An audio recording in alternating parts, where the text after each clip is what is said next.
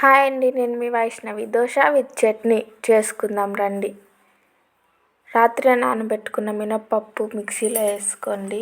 కొంచెం ఉప్పు, 2 గ్లాసులు వాటర్ పోసి దోశకి లూజ్గా పిండి వేసుకోండి. ఒక గిన్నెలో పోసుకోండి దోశ పిండిని.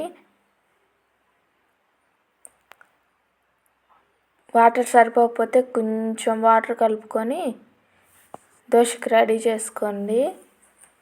చట్నీకి ఒక ప్యాన్ పెట్టి ప్యాన్లో కొంచెం ఆయిల్ పోసి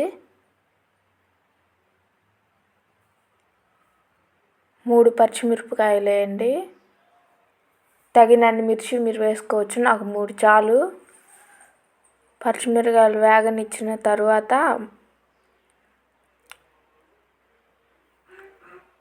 శనగిత్తనాలు వేయండి కాసిని.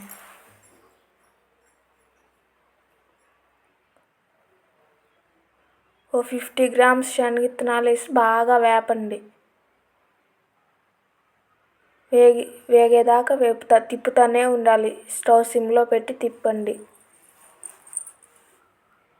కదిలిస్తూనే ఉండాలి, లేదంటే ఊరకనే మాడిపోతాయి. కదిలిస్తూనే ఉండండి. స్టవ్ ఆఫ్ చేసి కదిలిస్తూనే ఉండండి. ఆ సెగకి కూడా మాడిపోతాయి.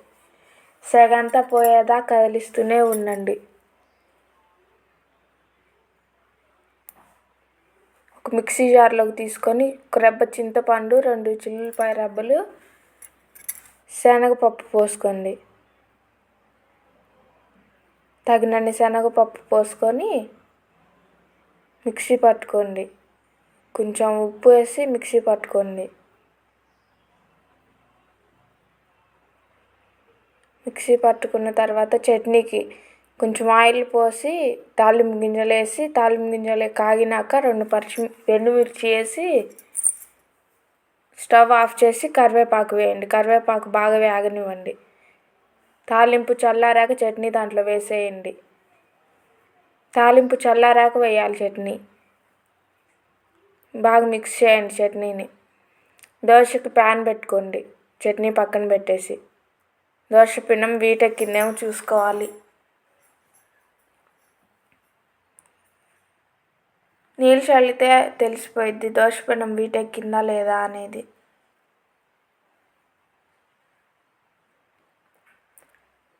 బాగా వీటెక్కినాక ఆ వాటర్ అన్నీ పోతాయి దోశ పిండంలో. వాటర్ అన్నీ పోయినాక 1½ పిండి వేసి వాటర్ అన్నీ పోనివ్వాలి దోశ పిండం మీద.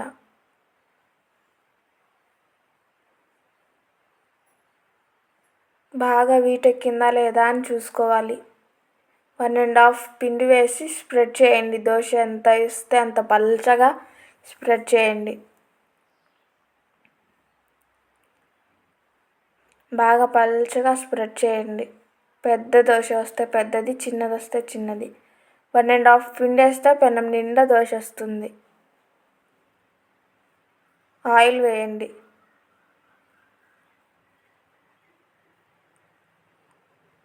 కొంచెం ఆయిల్ ఎక్కువ వేస్తే స్పైసీగా వస్తుంది. ఆయిల్ తక్కువ తినాలి అనుకుంటే లైట్గా వేయండి. ఆయిల్ ఎలా వేసినా దోశ వస్తుంది.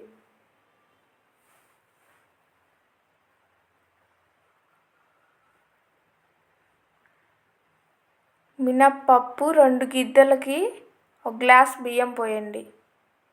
దోశ బాగా వస్తుంది. హోటల్ స్టైల్ దోశలాగా వస్తుంది. 4 hours నాననిచ్చి ఒక నైట్ ముందలే వేసి నైట్ మొత్తం పిండి అలానే ఉంచాలి. మార్నింగ్ లేచి దోశ వేసుకుంటే సూపర్గా హోటల్ స్టైల్ దోశలాగా వస్తుంది. బాగా కాలనివ్వాలి దోశ, లేదంటే తిరగదు, తునిగిపోయిద్ది. తునకుండా నిదానంగా తిప్పండి దోశని.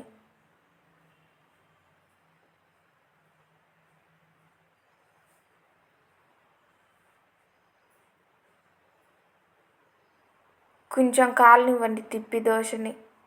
చూసారా ఎంత పల్చగా వచ్చిందో. కొంచెం లైట్గా షుగర్ కూడా యాడ్ చేయండి.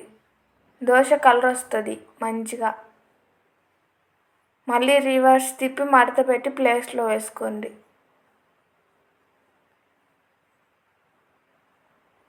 నీట్గా మడత పెట్టి ప్లేస్లో వేసుకోండి.